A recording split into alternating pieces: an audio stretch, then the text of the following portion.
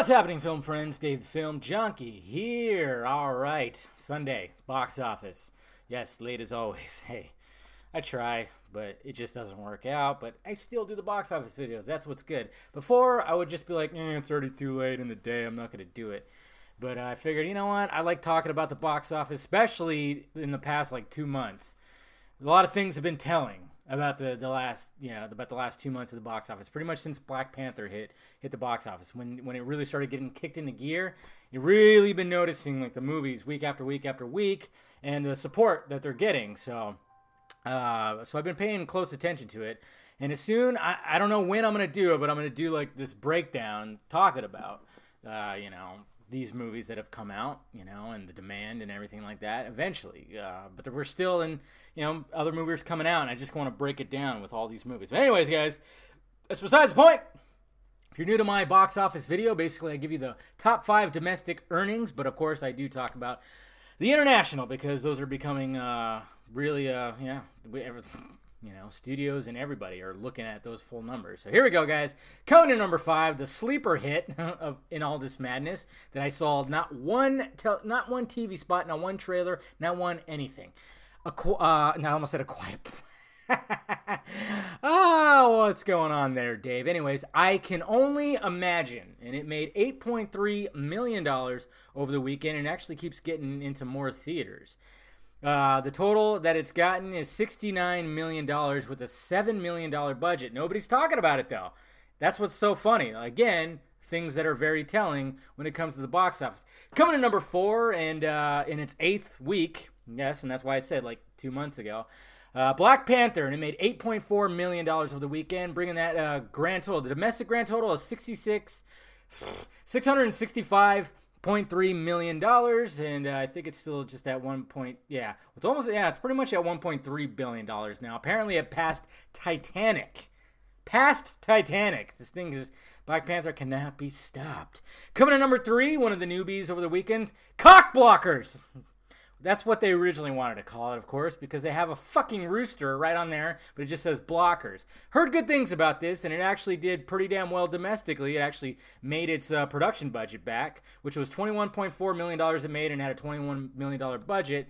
Foreign box office pulled in some more, 10.7. So a grand total of $32.1 million. So that is definitely a success.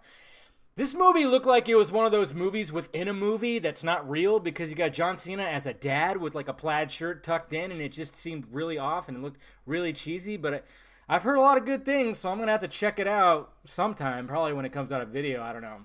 We'll check it out in the movie theaters. Coming to number 2, Ready Player One. Only a 40% drop. That's pretty damn good. Usually these big movies drop over 50 at least. It made $25 million over the weekend, bringing that domestic grand total to $96.9 million in the grand total internationally. It's almost at $400 million. It's at $391.3 million. Apparently, I heard it has to succeed $400 million or so to basically break even with production budget as well as the promotion, marketing, and everything. And of course, coming to number 1. Good job, Mr. Krasinski. I fucking love this. A Quiet Place. $50 million over the weekend.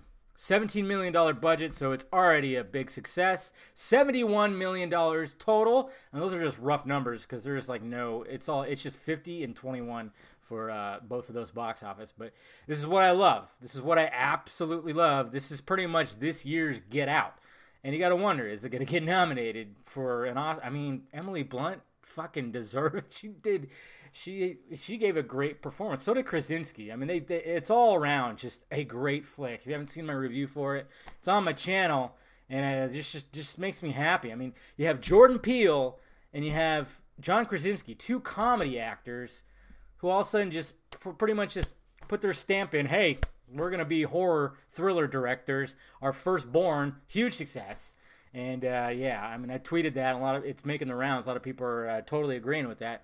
Some people, of course, have been saying Jordan Peele, though, he actually showed that during Key and Peele. Some of the stuff that they made on there. Yeah, he showed some of his directing chops already on there. I get that. I'm just saying, it's how often do you hear a comedy actor? Yeah, comedy actors tend to go dramatic a lot. I mean, there's an endless list of that. But to actually become writer and directors and even star, well, Jordan Peele didn't star in his movie, but just to be writer and directors in a totally different drama. And horror is not easy to fucking do. It's really nuts, but and they just took a low budget story and their first movies, huge successes, and that's what I think is just fantastic. Because you just don't expect that from just two comedy actors that were on two successful comedy shows. You just don't really expect that. And I think that is so awesome.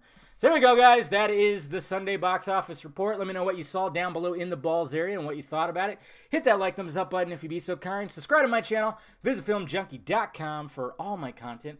And of course, visit the closet for shirts. Get them. All right, guys. Talk to you later.